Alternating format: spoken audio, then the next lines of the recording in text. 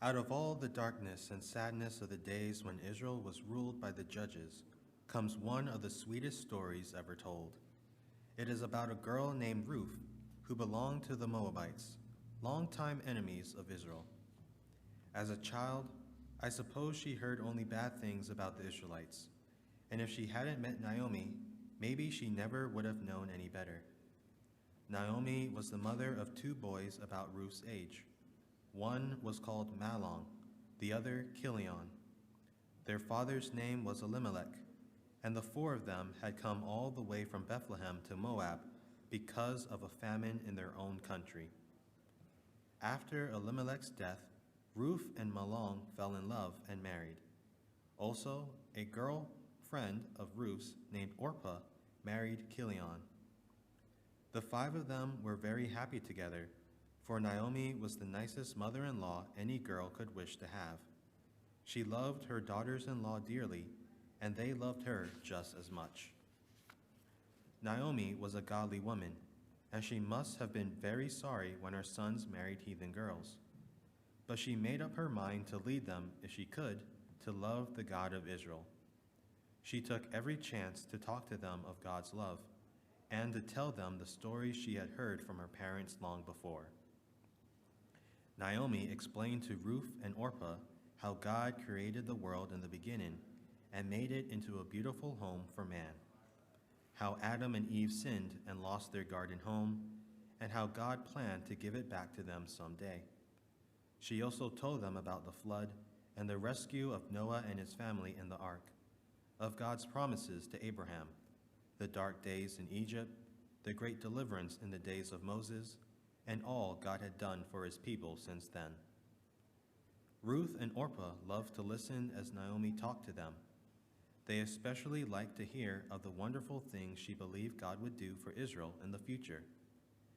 Naomi may have told them that someday, through some sweet girl, Eve's offspring would come to crush the snake's head. 10 years passed by. Then trouble came and great sorrow. First Mahlon died, then Chilion, one after the other. The sadness in that home must have been terrible. How Naomi, Ruth, and Orpah must have cried together. It must have been hard for them to believe in the goodness of God, but they did. Brave Naomi decided she would go back to her old home in Bethlehem, and the two girls said they would go with her. On the way, however, Naomi began to worry about them. She wondered whether she was doing right in taking them from their own country. Perhaps they would be better off if they were to go back to their mothers. "Go back, each of you, to your mother's home," she said to them kindly. "May the Lord show kindness to you, as you have shown to your dead and to me." Then she kissed them, and they all burst out crying again. Both Ruth and Orpah said they would rather stay with her than go back to their homeland. They wouldn't leave her. They loved her too much, but Naomi said it was better for them to go back to their own homes. They must find new husbands, she said, and it would be easier to do this where they were known among their own people. They talked for a long time about it, and finally Orpah decided that maybe Naomi was right. She said goodbye with many tears and turned around to go back home. But Ruth wouldn't go. In words that will live forever, she said to Naomi, "Don't urge me to leave you. Where you go, I will go, and where you stay, I will stay. Your people will be my people, and your God, my God."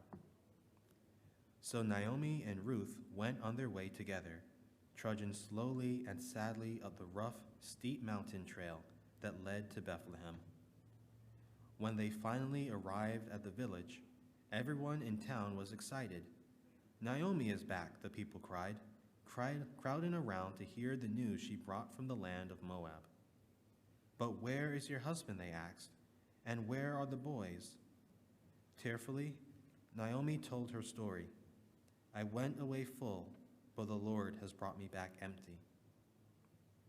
Fortunately, the barley harvest was just beginning, so there was work to do and food to eat. Ruth offered to go into the fields and glean with the other village girls. In those days, grain was cut and gathered by hand, and what was left by the reapers could be picked up by the gleaners. One day, as she was busily at work, Boaz, the owner of the field, came by. Seeing a strange girl among his gleaners, he stopped to ask who she was. The man in charge replied, "She is the Moabitess who came back from Moab with Naomi." Boaz was interested. He had wanted to meet her, especially since Naomi was a relative of his. Calling Ruth to him, he told her he had heard about her kindness to Naomi and how she had willingly left her own country to come and live among strangers. "May the Lord repay you for what you have done. May you be richly rewarded by the Lord, the God of Israel, under whose wings you have come to take refuge," he said. Smiling sweetly, Ruth thanked him for his kind words, and Boaz, liking her more every minute, told the reapers to let some of the sheaves drop where she could glean them. He wanted to make sure Ruth would have lots of grain to take home to Naomi. As the days went by, Boaz and Ruth saw more and more of each other, and one day there was a wedding in Bethlehem.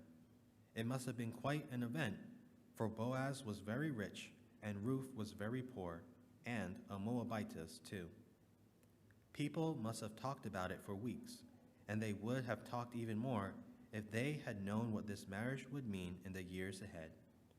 For Ruth and Boaz had a son called Obed, and Obed had a son called Jesse, and Jesse had a son called David. So Ruth was the great-grandmother of King David. She was a direct ancestor of Joseph, the husband of Mary, who more than 1,000 years later, in this very same village of Bethlehem, gave birth to the baby Jesus.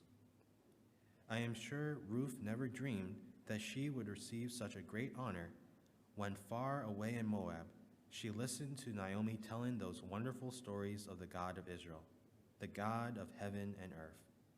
How glad she will be through all eternity that she gave her heart to him then.